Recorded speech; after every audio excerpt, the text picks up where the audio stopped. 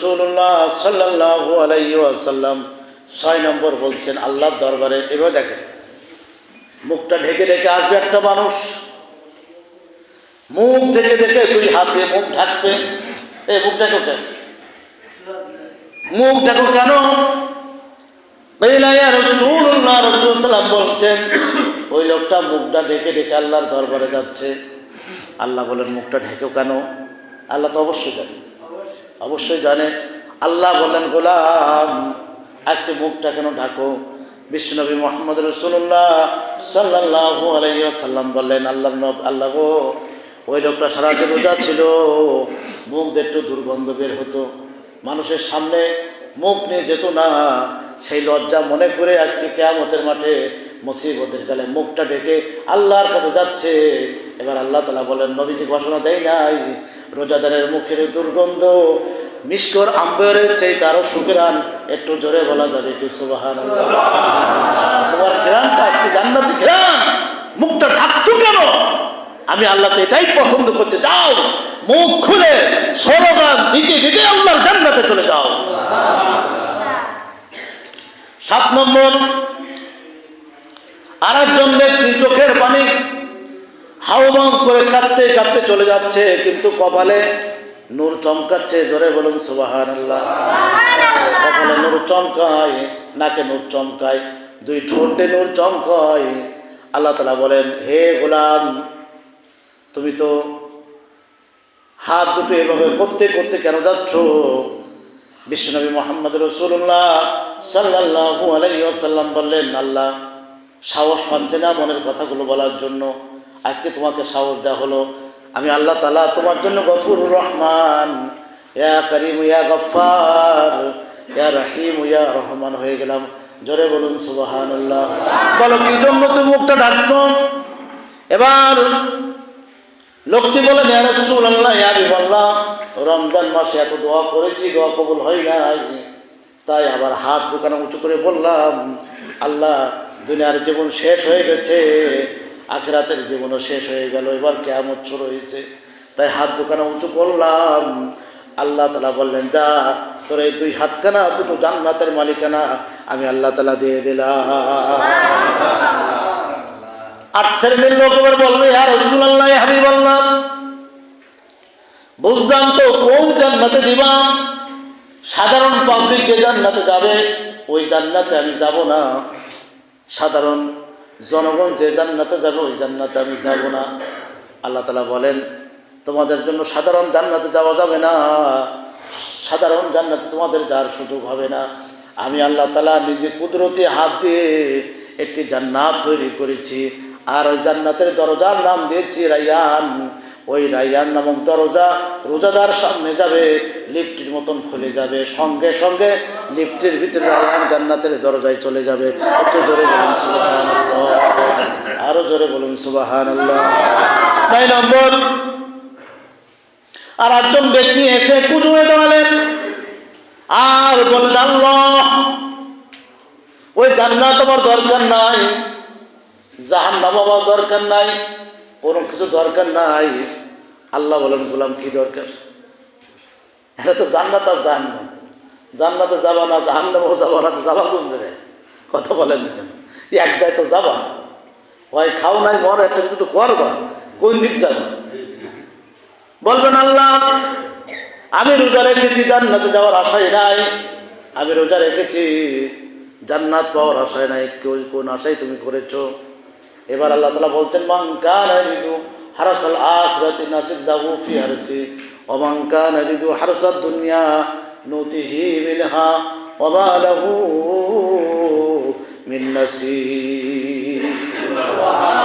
আল্লাহ তাআলা বলেন যারা দুনিয়া চায় আমি আল্লাহ তাআলা তাদেরকে দুনিয়া দিই, আর যারা আখিরাত চায় আমি আল্লাহ তাআলা তাদের দুনিয়াও দিই আখিরাতও দিয়ে দিই। জোরে বলুন সুবহানাল্লাহ। যারা শুধু দুনিয়ায় চায় আল্লাহ দুনিয়া এই দাও ওই দাও, তাদের দুনিয়া দেয় না। আর যারা বলে আখিরাত দাও, আখিরাতে এটা দাও এটা দাও, আল্লাহ তাআলা তার দুনিয়াও দেয় শান্তি, আর আখিরাতে মুক্তির ব্যবস্থা করে দেবেন কে? এজন্য আল্লাহ বলবেন তুমি কি চাও? গোলাম বলবে আল্লাহ আমি যে জন্য ইবাদত করছি সেইটা আমার দেখাও। সুবহানাল্লাহ বলতে সঙ্গে সঙ্গে আল্লাহ তাআলা বলবেন আল্লাহু লা ইলাহা ইল্লাহু আল হাইয়ুল কাইয়্যুম। আল্লাহ তাআলা সঙ্গে সঙ্গে চেয়ারে উপবিষ্ট হবেন, চেয়ারে উপবিষ্ট হয়ে বলবেন আল্লাহ আমি তো তোমার দেখার জন্য রোজা রেখেছি, আল্লাহ আমি তোমার দেখতে চাই, জনম জনম ধরে আমি দেখব। আল্লাহ বলবেন গোলাম তোর থেকে, তোর মুখ থেকে আমি আল্লাহ আমারে সরাবো না। একটু জোরে বলা যাবে কি সুবহানাল্লাহ। আল্লাহর চেয়ার কত বড়। আল্লাহ তাআলা বলছেন আমার চেয়ারটা এত বড়, আসমান আর জমিনের চাইতে বড় চেয়ার। এই চেয়ারে আমি আল্লাহ তাআলা বসবো। এই জন্য চেয়ারের মূল্য আছে কিনা বলেন? চেয়ারের মূল্য আছে না বাবা? চেয়ারের মূল্য আছে। এই জন্য চেয়ার নামক একটা আয়াত আল্লাহ তাআলা নাজিল করেছেন। সে আয়াতটার নাম হচ্ছে আয়াতুল কুরসি। তার মাঝে আল্লাহর চেয়ারের নিদর্শন। এই একদম কথা বন্ধ। আল্লাহ তাআলার চেয়ারের নিদর্শন। সেই চেয়ারে 10টা বরকত থাকবে। কয়টা বরকত? ধরে বলুন কয়টা বরকত? রমজানের পরে ইনশাআল্লাহ 10টা বরকতের কথা বলবো, মনে রাখবেন। এটা মনে রাখবেন, এটা যে আপনি বলেছিলেন ওয়াদা করেছেন সেইটা বরকত। 10টা বরকত, 10টা চেয়ার। একটা চেয়ারে আল্লাহ তাআলা যে চেয়ারে বলবেন এই চেয়ারটার 10টা বরকত। এই 10টা বরকতের উপরে 10টা আয়াত এবং 48টা হাদিস আছে। একটু জোরে বলুন আল্লাহু আকবার। এগুলো আয়াত্তে নিয়ে আসেন, আস্তে আস্তে কোরআন হাদিস নিজের ভিতরে ঢুকা। আমি যে কথাগুলো বলছি প্রয়োজনে মোবাইলে রেকর্ডিং করেন, কাজে লাগবে। এগুলো কাজে লাগবে, খুব পুরাতন, জানার খুব পুরাতন। না জানলে বানবেন বা কি হবে। এরপরে ক্বালা রাসূলুল্লাহ সাল্লাল্লাহু আলাইহি ওয়াসাল্লাম 10 নম্বর, ইদা জাআ রমজান ফুতিহাত আবওয়াবুল জান্নাহ। বিশ্বনবী মুহাম্মদ রাসূলুল্লাহ সাল্লাল্লাহু আলাইহি ওয়াসাল্লাম বললেন আল্লাহ তাআলা কিয়ামতের মাঠে মুসিবতের কালে আল্লাহ বলবেন আমি জান্নাতের সকল দরজা খুলে দিলাম। রোজাদার যে ইচ্ছা যে খুশি সেই জান্নাতে প্রবেশ করবে। একটু জোরে বলা যাবে কি সুবহানাল্লাহ। ভাইরা আমার, বন্ধুরা আমার, এই বক্তৃতার পরে হাসান বসরি রাহিমাহুল্লাহ তাআলা তিনি পৃথিবীর মানুষদেরকে ডাকতে বলছেন, রে পৃথিবীর মানুষ খুব খেয়াল করো, লক্ষ্য করো। আমি হঠাৎ করে দেখলাম একজন মধ্যবয়সী মহিলা আমার সামনে এসে দাঁড়িয়ে গেলেন। একজন মধ্যবয়সী মহিলা, 45-50 বছরের একজন মহিলা, অত্যন্ত কথা হবে না, 50 বছরের একজন মধ্যবয়সী মহিলা হাসান বসরি রহমতুল্লাহ আলাইহির সামনে এরকম সোজাই দাঁড়িয়ে গেলেন। দাঁড়িয়ে বললেন আসসালামু আলাইকুম ইয়া আহলাল হাসান বসরি। এ হাসান বসরি, আপনি কি বাড়িতে আছেন? আপনার উপরে সালাম, আপনার উপরে শান্তি বর্ষিত হোক। আপনার কাছে একটু সবিনয় অনুরোধ করার জন্য আমি এখানে এসেছি। হাসান বসরি রাহিমাহুল্লাহ তাআলা বললেন আমাকে এই মাত্র মাহে রমজানের বরকতি আলোচনা বিশ্বনবী মুহাম্মদ রাসূলুল্লাহ সাল্লাল্লাহু আলাইহি ওয়াসাল্লাম নিজে করলেন। জোরে বলেন সুবহানাল্লাহ। হাসান বসরি রাহিমাহুল্লাহ তাআলা এনারা খাস আল্লাহর ওলি ছিলেন। এখন তো আমাদের সমাজে অনেক ওলি আছে, ওলির আমক আছে বলি, কথা বলেন না কেন? সকালে এক কথা, বিকালে যায় এক কথা, দুপুর যায় এক কথা। এরকম ওলি আছে কিনা বলেন? আছে না? এটা ভণ্ড ওলি। আর হাসান বসরি হচ্ছে খাস আল্লাহর ওলি। জোরে বলুন সুবহানাল্লাহ। হাসান বসরি বললেন মা, বলেন আপনার সমস্যাটা কি? বলেন আমার সমস্যা হচ্ছে আমার 17 বছরই ফুটফুটে একটা যুবতী মেয়ে। হাসান বসরি বললেন মেয়েটার নাম হচ্ছে রাহেলা। সুবহানাল্লাহ বলবেন না? এখনো পর্যন্ত বলে নাই যে নামটা কি। হাসান বসরি বললেন রাহেলা। বলছে হ্যাঁ রাহেলা। তা রাহেলার কি সমস্যা? বলে আমার তো আর কোনো বাচ্চা কাচ্চা না, আমার স্বামী এবং আমি আমরা দুজনই আর্থিকভাবে খুব সচ্ছল আলহামদুলিল্লাহ। ওই দরজাটা দিয়ে আসতে হবে, ওরা বাইরে কথা বলছে, ডিস্টার্ব হচ্ছে, ওই দরজাটা দিয়ে দেওয়া হোক।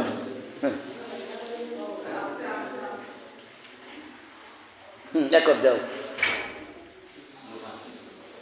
এখন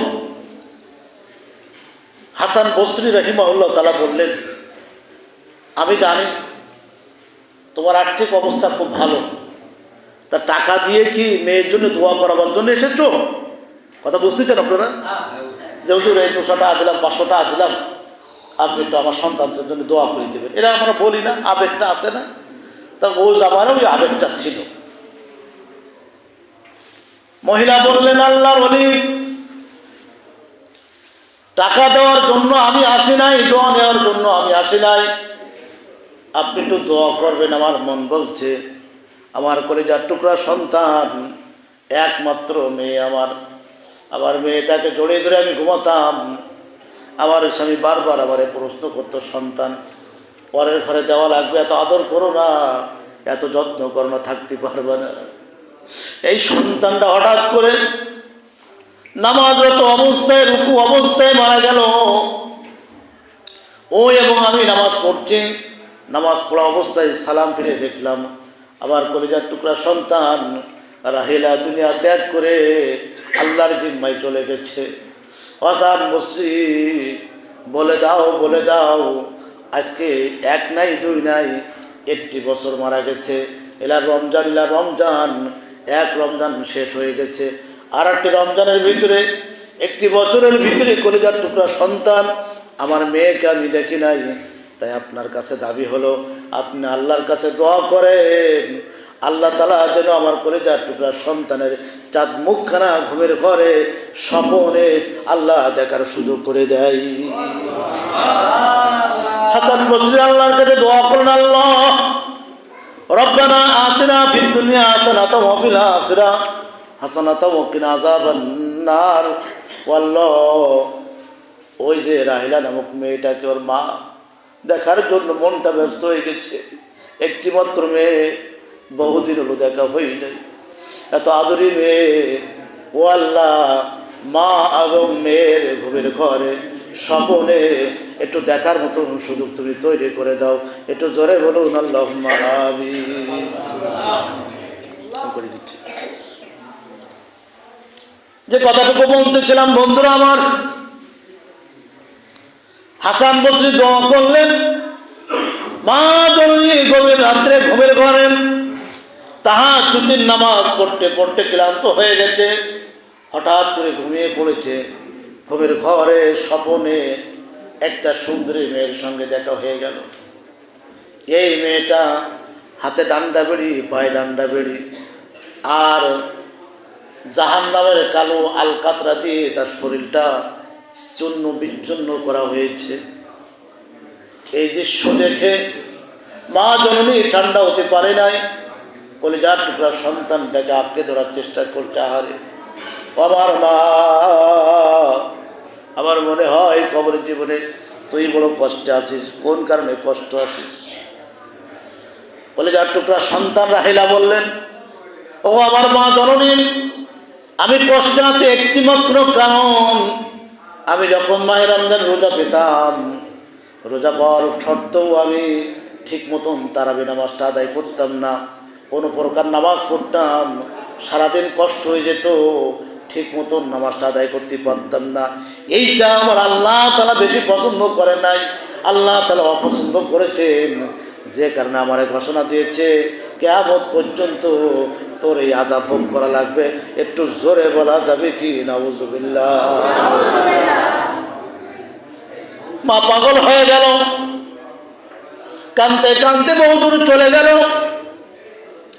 হাসান বসরি বললেন, ও আমার উস্তাদ, আপনি এবার আল্লাহর কাছে দোয়া করেন, আল্লাহ যেন আমার সন্তানটাকে ভালো স্বপ্ন দেখায়। বল, আর দায়িত্ব আমার না, আর দায়িত্ব আমার না, আর আমি পারবো না।